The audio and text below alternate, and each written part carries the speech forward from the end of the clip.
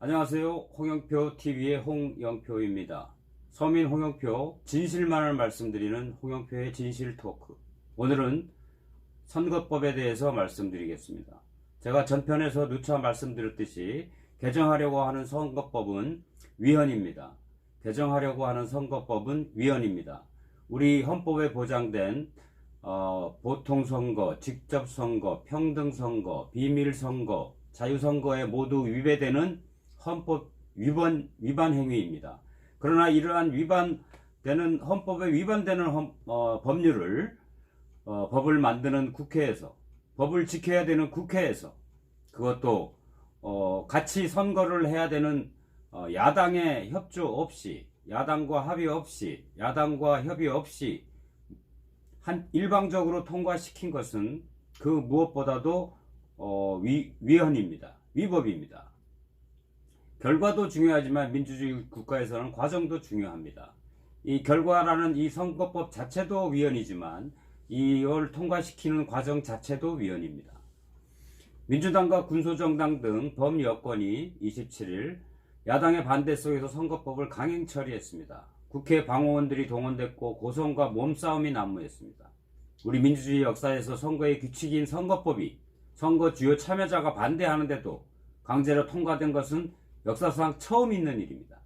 두고두고 역사의 오점으로 남을 것입니다. 세계 어느 민주주의 국가에서도 유례를 찾아보기 어렵습니다.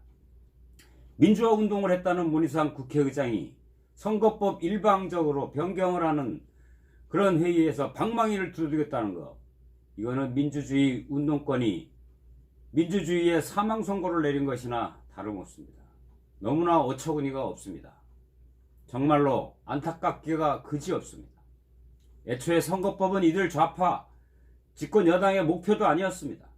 공수처법을 통과시키려고 민주당이 군소정당의 표를 끌어들이기 위해서 미끼로 던진 것입니다. 민주주의 제도가 한낱 미끼로 전락했습니다. 이 누더기 선거법은 국회의원들조차도 제대로 이해하는 사람이 드물다고 합니다. 심상정 대표는 이렇게 얘기했습니다. 국민들은 알 필요 없다. 정말 오만한 태도입니다. 국민이 이해 못하는 선거제도가 어떻게 존재할 수가 있습니까? 그 자체가 반민주적이지 않을 수 없습니다. 어떻게 이런 작태를 하는 사람들이 국회에 앉아서 이 중요한 국가의 선거제도를 자기네들 마음대로 쥐락펴락하는 것입니까? 전문가들은 말합니다. 이 선거법은 위헌 소지가 많다고 합니다. 헌법재판소는 과거에 지역구 투표에 따라 비례대표를 선출하는 선거제도는 직접선거 원칙에 어긋나 위헌이라고 결정했습니다. 그래서 정당 득표제가 도입된 것입니다. 국회의원 이름 옆에 한 표 찍고 정당 이름 옆에 한 표 찍고 그게 그래서 태어난 것입니다. 그런데 이 지역구 선거와 비례대표 선거는 별거라는 취지인데 이 연동형 비례대표제는 지역구 선거 결과를 가지고 비례대표를 배분하는 데 있습니다. 이것 또한 역시 헌법 위반입니다. 헌법 어디에도 연동형이라는 개념은 없습니다. 제가 전편에서 동영상에서 여러 번 말씀드렸듯이 연동형 이것 자체가 헌법 위반이고 그 다음에 준연동형 50%만 씌운다 이것도 헌법 위반이고 또 거기에 캡 상한선을 씌워서 전체 47석 비례대표 중에서 30석만 한다 그것도 위헌입니다. 이 모두가 위헌입니다. 그냥 지역구에서 일정 의석을 얻으면 비례대표에서 아무리 많은 표를 얻어도 한 석도 가져오지도 못합니다. 이것 또한 위헌입니다. 비례대표에서 사표가 대량 발생합니다. 표의 등가성을 해치기 때문에 헌법에 나와 있는 평등선거 원칙에 완전히 위배됩니다. 선거법 처리 과정도 탈법과 위법의 연속입니다. 패스트트랙 신속 처리 안건에 올린 법안과 또 이날 통과된 수정안은 법 자체가 완전히 다릅니다. 맨 처음에 올렸던 그 법과 지금 통과된 법은 완전히 다른 법입니다. 패스트트랙 제도 자체를 농락한 것입니다. 이렇게 모든 것이 위헌과 법률 위반과 탈법과 편법으로 일관돼서 통과된 것입니다. 만약 선거를 치르고 난 뒤에 선거법 개정이 무효라고 결정이 나면 과연 그것을 누가 감당하겠습니까? 이 온 나라의 국민들이 감당해야 됩니다. 다시 선거를 해야 됩니다. 이 무슨 창피합니까?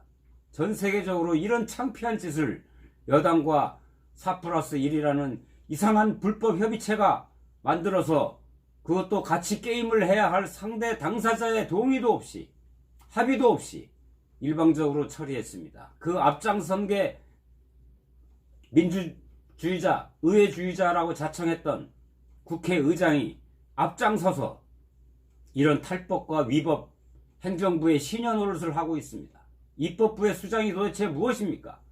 행정부를 견제하고 행정부에서 아니면 여당이 아니면 청와대가 어떤 일을 하려고 해도 그것을 바로잡고 균형 감각 있게 여와 야와 국민의 목소리를 들어서 공정하게 진행해야 될 국회의장이 이렇게 여당 편만 들어서 자기 아들 공천을 챙기려는 것인지 도대체가 이해할 수가 없습니다. 저와 같은 시민들은 이러한 선거법에 지금 엄청 분노하고 있습니다. 오늘 토요일 광화문 광장에 수많은 서민들이 모여서 국민들이 모여서 이 선거법을 또 앞으로 통과시키려고 하는 이 공수처법을 대대적으로 반대하고 규탄할 것입니다. 이 방송을 들으시는 여러분, 이 선거법은 독일에 있고 또 저기 남미의 베네수엘라, 그 다음에 알바니아, 레소토 이런 나라에 있는 선거법이라고 합니다. 독일은 히틀러 때문에 할 수 없이 만들었다고 하지만 나머지 나라들은 전부 우리나라들보다 못 사는 나라들입니다. 그리고 베네수엘라는 이러한 연동형을 채택했다가 또 얼마 후에 다시 철회한 바가 있습니다. 어떻게 우리나라가 베네수엘라처럼 되려고 합니까? 어떻게 우리나라가 알바니아처럼 되려고 합니까? 어떻게 우리나라가 레소토라는 그런 들어보지도 못한 나라와 같은 그런 선거법을 가지려고 합니까?